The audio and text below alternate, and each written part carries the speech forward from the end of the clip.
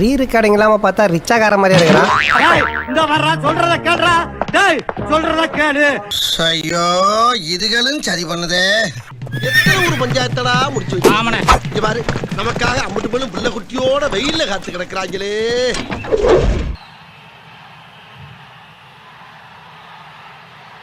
பேசிருங்க. நெஞ்சில் கொடி இருக்கும். டேய் என்னடா சொல்ற? என் நெஞ்சில் கொடி இருக்கும். டேய் எதுவா இருந்தாலும் கேப் விட்டு சொல்றா. உங்கள் அனைவருக்கும் என்னுடைய வணக்கம். டைம் இல்ல. வணக்கம் வணக்கம் வணக்கம் வணக்கம். ஏய் என்ன உன் முகர கட்டிக்கு ஓயாம வணக்கம் பண்ணுமா? போட்டா அடப்பட்டு நடந்துட்டு இருக்க. மிக மிக மிக முக்கியமான ஒரு நேரத்துல நாம இருக்கிறோம். ஆஸ்பத்திரியில முடியாம கிடக்குறியா? ஆமா, பின்ன இப்படிப்பட்டவங்களை வீட்டுக்கு அனுப்பாம பின்ன என்ன கோட்டைக்கு அனுப்புவாங்க. நீ என்னடா சொல்றது சொல்ற? எங்களுக்கு தெரியும் நீ சுத்த மூடு. எத்தனை எத்தனை பொய்யான வாக்குறுதிகள். கண்ணாடி சார் அது. பொய்யா சொல்லி மக்களை ஏமாத்திக்கிட்டு. மக்கள் உண்மையை தெரிஞ்சுக்கணும், கொஞ்சம் பாருங்க. விஜய் சொல்றாருங்க, நான் அண்ணன் சீர்திட்டம், நான் 1 பவுன் மோதிரம் தருவேன் அப்படிங்கிற. அதே மாதிரி தாய்மாமன் தங்க மோதிரம் 4 கிராம் மோதிரம் தருவாங்கிறாப்ல, 1/2 பவுன். தமிழ்நாட்டுல ஆஸ் பர் ஸ்டாட்டிஸ்டிக்ஸ் பதிவு செய்யப்பட்டு நடக்கக்கூடிய திருமணங்கள் ஒரு ஆண்டுக்கு 7 லட்சம் திருமணம் நடக்குது. அப்ப 7 லட்சம் பவுன் கொடுக்கணும் ஒரு வருஷத்துக்கு. குழந்தை 10 லட்சம் குழந்தை பிறகுது. 4 கிராம்னு வகுத்து பார்த்தோம்னா 5 லட்சம் பவுன் கொடுக்கணும். 7 5 12 12 லட்சம் பவுனு ஒரு வருடத்திற்கு அந்த மக்களுக்கு ஒரு அரசாங்கம் கொடுக்கணும். ஒரு பவுன் என்ன விலை விற்கிறாடே? ஒரு பவுனு 12 லட்சம் பவுன் நீ கொடுத்துருவியாடா? என்ன பனையூருக்குள்ள என்ன தங்க சுரங்கமா வச்சிருக்கிற? மக்களோட கஷ்டங்களை மட்டுமே அவர் உயர்த்தி வச்சிருக்கிறார். டேய் சொம்பு திருடி திருட்டு நாயே, நீ பேசக்கூடாதா பஞ்சாயத்துல? நம்மளுடைய அரசியல் எதிரி யாரு? திமுக. நம்மளுடைய கொள்கை எதிரி யாரு? பாஜக. சீக்கிரமா போடா, விஷால் முறைகிறார், அடிக்கடி போறாரு. அன்னையில இருந்து இன்னை வரைக்கும் அந்த ஸ்டாண்ட்ல ஏதாவது மாறணுமா? அண்ணன் என்னைக்கு கட்சி ஆரம்பிச்சாரு இன்னை வரைக்கும் பார்த்தோம்னா அரசியல் எதிரி திமுக தான் சொல்லி திமுக கடிக்க ஆரம்பிச்சேன். ஆனா கொள்கை எதிரி பிஜேபிக்கு ஏன்னா கடிக்க மறந்துட்டீங்க? என் பாசஞ்சரை நான் தாண்டா காப்பாத்தணும், வேற யாரு காப்பாத்துவா? 1 இன்ச் கூட மாறலையே. அடுத்த வார்த்தை மறந்து போச்சு. மதச்சார்பற்ற சமூக நீதி கொள்கை தானே நம்மளுடைய கொள்கை. நம்பிட்டேன் வா. அதுல இருந்து மாறவே போறதில்ல. 100% நீங்க உங்க விஜய இந்த விஷயத்துல நீங்க நம்பலாம். மத சார்பற்ற கொள்கைக்கு இந்த விஜய் நீங்க 100% நம்பலாம். ஆனா நம்பலாமாண்ணா? திருப்பரங்குன்றதுக்கு ஏன்னா வாயை திறக்கல? ஊமையா? மௌன விரதமா? ஏன் அது இதெல்லாம் எதனால பேசல? எது உன்னை பேச விடாம தடுக்குது? எவன் தடுக்கிறான்? எதனால சொல்லு தலைவர? பேசியா? அண்டர் டீலிங்கா? பிஜேபி அண்டர் டீலிங்கா? நீ பிஜேபி பண்ற தப்பையும் பிஜேபி பண்ற குற்றத்தையும் பேச மாட்ட, வாயை மூடிட்டு இருப்ப. ஆனா திமுக பார்த்தோம்னா அண்டர் டீலிங் செயல்படுது. என்ன இது லாஜிக்கெல்லாம் பேசுகிற? ஆனா கொஞ்சம் சும்மா இருயா, மனப்பாடம் பண்ணி ஓட்டிக்கிட்டு இருக்கேன். இந்து முஸ்லிம் கிறிஸ்தவர்களுக்கான ஆளா தான் இந்த விஜய் எப்பவுமே இருப்பான். டேய் நான் வயசு பசங்களோட நம்புவேன், ஆனா உன்ன மாதிரி வயசாய் வழுக்க உந்து நம்ப மாட்டேன்டா. பேப்பர் வெட்டி தலையா. எம் மதமும் நம் மதம். நீ அநியாயமா நயன்தாராமன் நடிக்கிற பாரு அப்படின்ற அந்த ஒரிஜினல் முகம் தான் இந்த விஜயனுடைய முகம். அந்த மூஞ்சாவது நல்லா இருக்குமா? பார்க்கலாம். திமுகவுக்கும் பாஜகவுக்கும் ஒரு அண்டர் கிரவுண்ட் டீலிங் இருக்குது. சரி ஓகே, நீ சொல்ற வரை பார்த்தனா திமுகவும் பிஜேபியும் ஒரு அண்டர் டீலிங் இருக்குன்னு வச்சுக்கா. அப்புறம் ஏன் காங்கிரஸ் உன் கூட கூட்டணி வைக்காம திமுக கூட கூட்டணி வச்சாங்க? அவங்க தான் பிஜேபியோட அண்டர் டீலிங் இல்ல, அவங்க பிஜேபி கூட தான் கூட்டணி வைக்கணும். எதுக்கு வச்சாங்க? ஏன்னா காங்கிரஸுக்கு தெரியும் நீ தான் பிஜேபியோட அண்டர் டீலிங் கூட்டணி தெரியும். கண்டு விட்டாளையா, சூச்சமத்தை கண்டு விட்டாளே. அதெல்லாம் விடியா சிம்பிளா சொல்றியா? பிஜேபி கொண்டு வந்த திட்டத்தை எதனா ஒரு திட்டத்தை நீ எதிர்த்து இருக்கிறியா? வாயில துணியை வச்சு அடைச்சிருக்காங்களா? மம்தா பானர்ஜி மேடம் இதை தானே சொன்னாங்க. மம்தா பானர்ஜி சொல்லிட்டாங்க பாஜகவும் திமுகவும் கூட்டணி. அந்த கட்சியினுடைய துணைத் தலைவர் அறிக்கையே கொடுத்தாங்க. மொழிபெயர்ப்பில் தவறு நடந்துருச்சு, மம்தா பானர்ஜி அப்படி சொல்லவே இல்லை. மம்தா பானர்ஜி அப்படி சொல்லவே இல்லைன்னு சொல்லி அவங்க விளக்கம் கொடுத்துட்டாங்க. இது தெரியாம சிக்கிட்டே நான் என்ன பண்றேன்? இதுக்கு என்ன சார் பதில் வச்சு சொல்ல போறீங்க ஸ்டாலின் சார்? பொதுவா ஆன்சரை தப்பா சொல்லுவாங்க, நீங்க क्वेश्चनே ராங்கா கேக்குறீங்க. மோடி அவர்கள் காலையும் அமித்ஷா அவர்கள் காலையும் திமுக விழுடா இல்லையான்னு பாருங்க. என்னடா ரொம்ப ஓவரா போய்கிட்டு இருக்கீங்க, கொஞ்சம் அடக்கி வாசிங்க. பாஜகவோட முதல் அடிமை யாருன்னு போட்டி வேற, நீயா நானா நானா நீயா. சார் நீங்க மைண்ட் வாய்ஸ் நினைச்சு சத்தமா பேசிட்டு இருக்கீங்க. சிறுபான்மை சகோதரர்களோட இந்த விஜய் கூடவே நிப்பான் நிப்பான் நிப்பான். இப்ப ரீசெண்டா நிறைய காமெடி எல்லாம் நடக்குதுல்ல.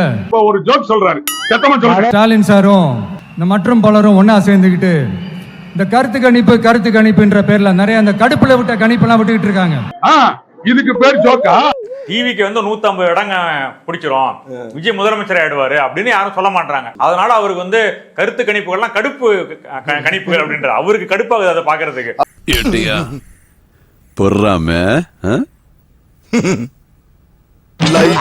இப்படி பில்டப் மேல பில்டப் ஓங்கி மண்டையில நறுக்குன்னு குத்துற மாதிரி வரல ஓடிச்சிரும் கீழே போட்டு. கடுப்புல விட்ட கணிப்பாளர்களே எங்க போனீங்க?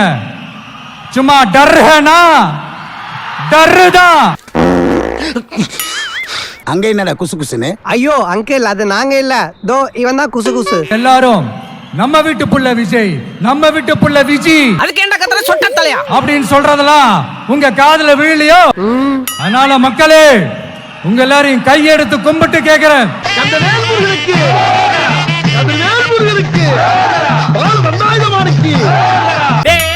நீ பழனிக்கே பால் காவடி எடுத்தாலும் ஒரு அடி நகராது.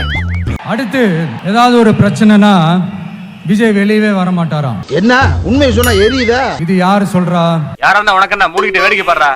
விஜய் என்னப்பா விஜய் நடிகன், விஜய் நடிகன், விஜய் நடிகன், விஜய் நடிகன். ஆமா நான் நடிகன் தான், இப்ப யாரும் இல்லைன்றா. இவன் இருக்கானே, நான் இதுவரைக்கும் பார்த்ததுலயே ரொம்ப கேவலமான மோசமான ஒரு நடிகன்.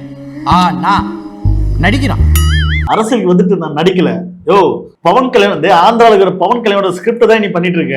சோசியல் மீடியால எடுத்து பார்த்தா அவன் பேர் பண்ணி போறான். இதுக்கு இது ஃப்ரீயா, இதுக்கு இது ஃப்ரீயா, இதுக்கு இது ஃப்ரீயா, இதுக்கு இது ஃப்ரீயா, இதுக்கு இது ஃப்ரீயா, இதுக்கு இது ஃப்ரீயா.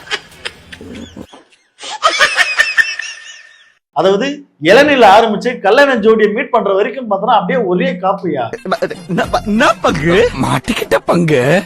இந்த பாஜகவோட சரண்டர் ஆகி இருக்கிறதோட மட்டும் இல்லாம இந்த ஊழல்லையே ஊறி போய் இருக்கிற இந்த 2 பேரும் நமக்கு வேணாமுங்க. உண்மையிலேயே நீ நல்லவன்டா. எப்படி ஒரு அடி கூட வாங்காம உனக்கும் தீவிரவாதிக்கு தொடர்பு இருக்குதுன்னு ஒத்துட்ட பாரு. You are a great man. அண்ணன் வந்து பேசுற ஊழல்னு. அப்ப ஊழல் பத்தி பேசுறதுக்கு முன்னாடி அண்ணன் தயவு செய்து கண்ணாடி எடுத்து பாருங்க, நீங்களே ஒரு ஊழல்ல. நீங்க ஒண்ணு கவனிச்சீங்களா? ஒட்டு மொத்தமா எல்லாருமா சேர்ந்து ஒருத்தனை எதிர்க்கிறாங்க. ஒருத்தன் 10 பேரை எதிர்த்தான்னா அவன் வீரன், 10 பேர் சேர்ந்து ஒருத்தனை எதிர்த்தா அவன் என்ன தப்பு பண்ணிட்டான் இந்த விஜய்? சொல்லுங்க. மக்களுக்கான கட்சின்னு மக்கள் பிரச்சனைக்காக குரல் கொடுத்ததே இல்லை. அது மட்டும் இல்லாம உழைக்கிறவங்களுக்கு தான் பதவின்னு வேற பேசுனீங்க. அதே உங்க கட்சிக்காக உழைச்ச அஜிதா 12 வாசல்ல தர்ணா பண்ணதை உருட்படுத்தவே இல்லை. அது மட்டும் இல்ல, பதவிக்கு காசு கேக்குறாங்கன்னு பல மாவட்ட நிர்வாகிங்க போராட்டம் பண்ணாங்க. அதையும் நீங்க மதிக்கவே இல்லை. உங்க உட்கட்சி பூசல் பத்தி தமிழ்நாட்டு மக்களுக்கு எதுவும் தெரியாதுன்னு நினைச்சீங்களா? விஜய்ங்கிற இமேஜை காட்டிக்க பிளாக்ல சினிமா டிக்கெட்ல இருந்து கட்சி மீட்டிங் வர உங்களுக்கு வசூல் வேட்டை தான். விஜய் பேசுற பப்ளிக் மீட்டிங் வர்றதுக்கு QR கோட்னு சொல்லி ஃபேன்ஸ் கிட்ட எவ்வளவு முடியுமோ அவ்வளவு கலெக்ஷன் பண்ற நீங்களா கட்சி கொலைக்கிற அடிமட்ட தொண்டனுக்கு அங்கீகாரம் தர போறீங்க? கேட்டு வாங்கி கட்டுக்கிறியா? இந்த நேரத்துல ஒவ்வொரு வீட்டுல இருக்கிற என்னுடைய குட்டி நண்பீஸுக்கு ஒரு ரிக்வெஸ்ட். உங்க வீட்டுல இருக்கிற உங்களுடைய அம்மா, அப்பா, சித்தி, சித்தப்பா, பெரியப்பா, பெரியம்மா, போதும் லிஸ்ட் பெருசா போய்கிட்டு இருக்கு. அதாவது ட்ரெஸ் வாங்கி தரலாம், சாக்லேட் வாங்கி தரலாம், ஆட்சியவே இவர் வாங்கி தரணும்னு சொல்லி கேட்கின்ற குழந்தைங்கள்ட்ட போய் கவர்மெண்டே நீங்க கேட்டு வாங்கி கொடுங்க அப்படின்றாரு. இவன் சரியான பைத்தியம் இல்ல, சரியாகாத பைத்தியம்டா. குழந்தைகள்ட்ட போய் ஓட்டு கேட்க ஆரம்பிச்சார். ஏன்னா அவங்களுக்கு தான் விவரம் தெரியாது.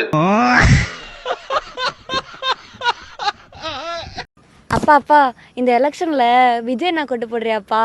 இந்த மாதிரி உங்க குழந்தை கேட்டாங்கன்னா நீங்க அன்போட பாசத்தோட அவங்கள கூப்பிட்டு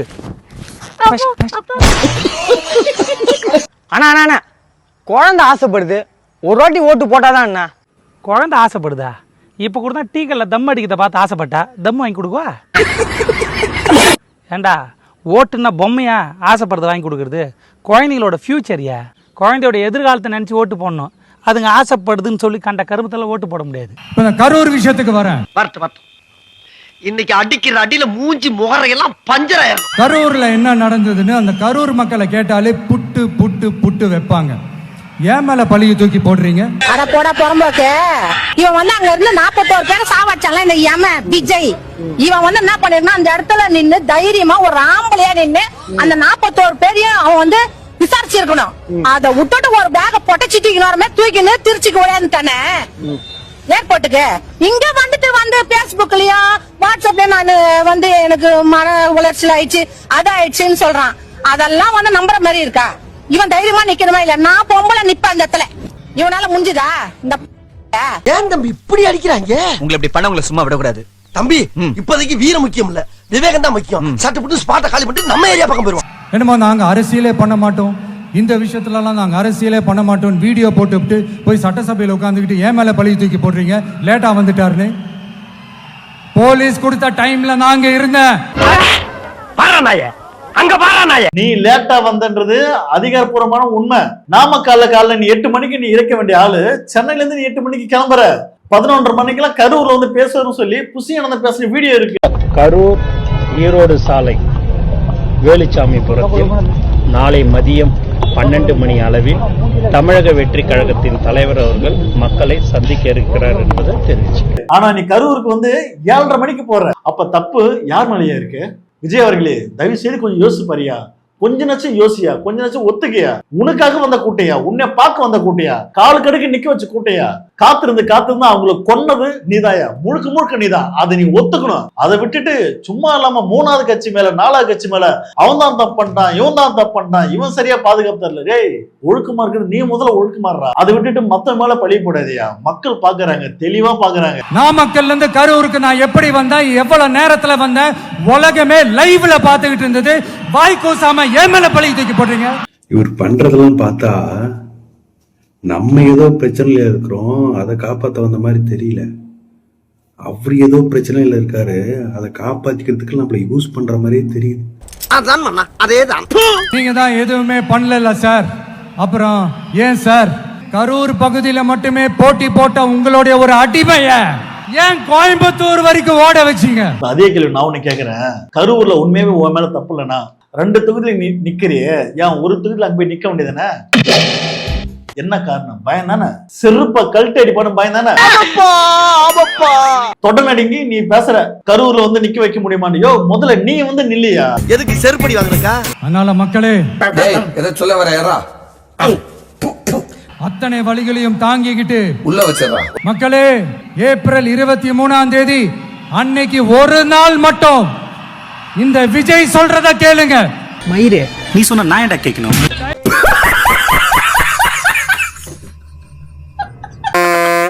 ஸ்டார்ட் பண்ணு.